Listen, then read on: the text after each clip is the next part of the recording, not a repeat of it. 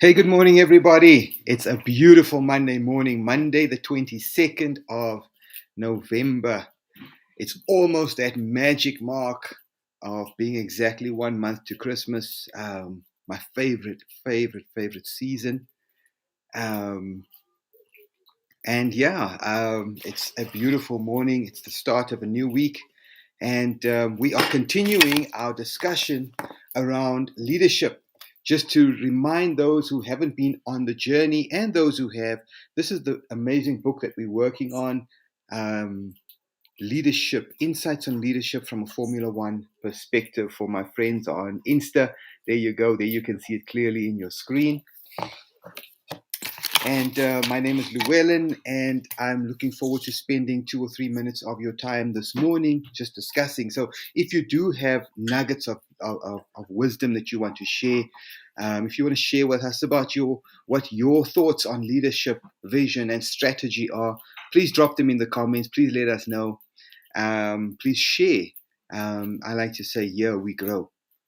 And we are on the second chapter of this book, and it's basically the second part, um, the race plan, a strategy to win the race.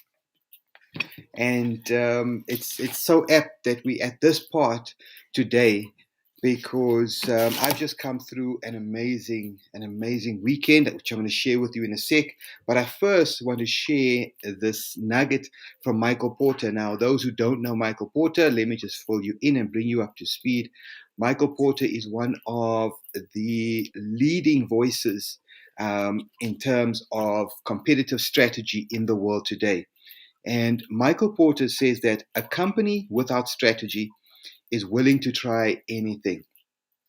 That's true for not just companies, but for any organization as well as individuals and families. If you don't have a strategy, you'll be willing to try anything because you won't have that compass guiding you. You won't have, um,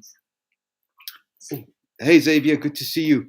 You won't have that true north that you can always reflect on in terms of your strategy moving forward. So, what is strategy? This is something that a lot of people get confused about. A lot of people don't really know how to define strategy. And I'm going to quote from Dr. Carl in his book where he talks about clarifying strategy, and he simply says it this way: a strategy is the consideration or the weighing up of different alternatives and deciding how to act on it, and then moving ahead by executing what you've decided on. So two things that I really like about his definition of strategy. Number one, it's considering or weighing up alternatives, weighing up the different options. So once again, it ties back to your vision. It ties back to what is your vision? What do you see? How do you see the future? And what are the different alternatives in the future? When you position yourself, when you look at a future state, when you look at your life or at your business or at your family or at your club, what do you see? What are the alternatives in a year? In a year from now, in 5 years from now, in 20 years from now. And when you look at those alternatives, um, which is the one that you choose? Which is your ideal image of the future? And once you've weighed up those different alternatives, now you can decide on how to act. And this is the big thing, guys. This is where a lot of people fall short, is they can see the future. They can see where they want to be. They've got this grand idea of success and of fame and fortune, but they fail to act. They fail to put in place an executable plan or strategy to move forward to those goals. And the key to moving forward, the key to achieving any success in life is in your actions. It's in what are you prepared to do? How much do you believe in your vision or your dream? How much are you willing to sacrifice to achieve and to attain? Dr. Carl goes on to say that a strategy always answers the question how and what method to follow. So, we've just had, like I said, we've just come through the cycle weekend, one of the biggest cycle weekends in Joburg. And if you know me, here's your introduction. I am passionate about cycling. I absolutely love cycling. I'm not the best cyclist out there. I'm not the fastest cyclist out there, but I beat my best constantly. And for me, that's part of my strategy. That's part of my vision. It's part of the alternatives that I've seen for my future, and I'm on a plan, and I've got a strategy in place to achieve. So yeah, it was Rye Joburg. Check this amazing medal out, guys. There we go. Now both platforms you can see it. So yeah, this is the Rye Joburg medal. It was the 25th edition, and we were just under, according to the stats that I've been able to see, we were just under 9,000 cyclists on the road yesterday. The conditions were great, in my opinion. Not all cyclists will agree, but it was overcast. There was a little bit of a drizzle in the air. There was a good wind at times. At times it was on the tail. At a lot of times it was a headwind. But nevertheless, that was the conditions, and I had a goal, I had a vision, I had a target set that I adjusted in the build up to the 947. So initially, my target was a 10-minute improvement on my previous race, which would have taken me to, or 12-minute improvement, which would have taken me to 3 hours and 45 minutes to complete the race. But after engaging with our club's captain and coaches, and the entire captaincy team, and applying myself to the strategy and applying myself to the training, taking action, I realized that, you know what, I can achieve the goal I set, but I can actually set it higher. I can actually shift the goalpost ahead of the race, because I've been applying myself.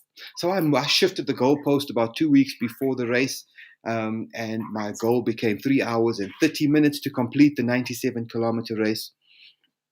And I can proudly say that I didn't get 3:30, but I got 3:33. I didn't get to where I was aiming, but I got super close. Now, I've always been told growing up, um, if you shoot for the stars, if you aim for the stars, you might not catch one. No, sorry.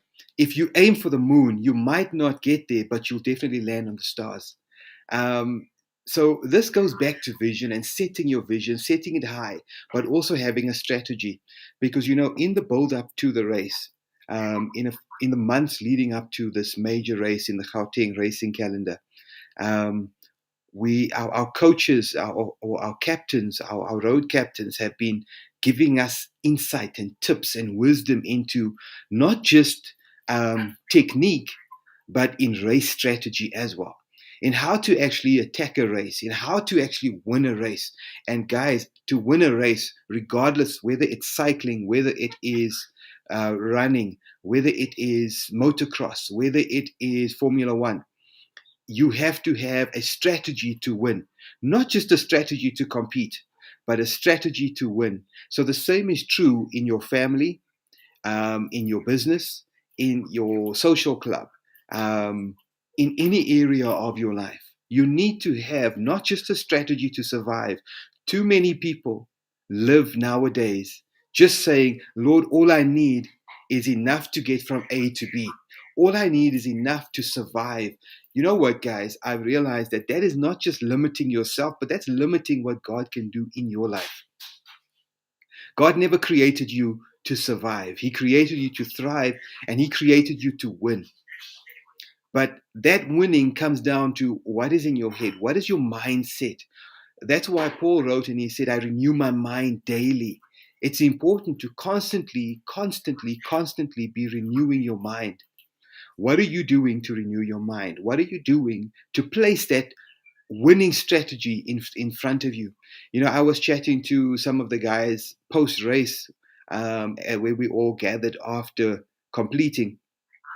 And I was saying, you know, for me, one of the biggest things that worked was the fact that I visualized myself riding, I visualized myself racing, I visualized the different checkpoints in the race that I had determined were checkpoints, and I visualized myself crossing that finish line at my time, at my set goal of 3 hours and 30 minutes. I also visualized. I also had a plan for the race aside from my strategy to win. But I had a plan for the race because I knew I wanted to create footage and I wanted to create a memory that I could share. So I also knew going into the race at which points on the road. And this was all, I hadn't ridden this route before because remember, this is a new route because the 947 took on a new home. So we started in a new, so we had a new start and finish. So there was major changes to the route. But by visualizing the route map, by seeing it in my mind, and looking at the route profile, because the route profile is something important that you and I in our families and in our businesses should get to know, is what is the route profile that it's going to take to achieve or to get to the finish line. It's never going to be straight. It's like in the forex market. When you want to get to the top, you're never going to go all the way like that. The market always goes up, corrects, up, corrects, up, corrects, up. There's always up and down. So you always have higher highs, low lows. Then you go higher highs again, and you come down again to correct. So you need to understand the route that you're going to be traveling on. And once you understand the route, you can visualize yourself winning. You can also have a plan for enjoyment on that race. So, for example, I told the guys going into the race, I've set up my GoPro and I'm going to be recording certain segments on the race. So I know, for example, I want the start. I want to be recording when I climb onto the highway, onto the M2. I want to have a view of the city as I approach it from an easterly direction, or when I'm heading east. I want to have a view of the city skyline. I want to have a view of my experience cycling in the Kyalami racetrack. And so these are all checkpoints, personal checkpoints that I put in place as part of my strategy to not just win, but to enjoy the winning. So what I want to challenge you this morning is we're starting a new week, guys. We are less than 6 weeks out from the end of 2021. Don't wait until the 31st of December or until the 1st of January to plan your winning, to plan to win. Do it today. Start today. You owe it to yourself. You owe it to your family. You owe it to your organization. Remember that good strategy is about taking risks and making hard choices. It wasn't easy waking up at 4 o'clock on weekends and heading out while everyone else is sleeping to go and ride, sometimes in the cold, sometimes in the extreme heat. But good strategy is about taking risks and making the hard choices. It's about probabilities and not certainties. You need to exit that comfort zone. The objective of strategy is not to eliminate risk, but to increase the odds for your success.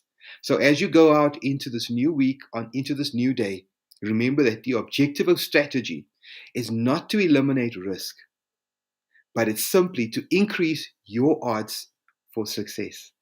Guys, go out there, have a fantastic day, and I will see you tomorrow morning again as we continue in this journey into leadership. Tomorrow, we're going to be talking about the predetermined questions before strategy is decided upon. Have a fantastic day. God bless. This is Llewellyn signing out. See you tomorrow.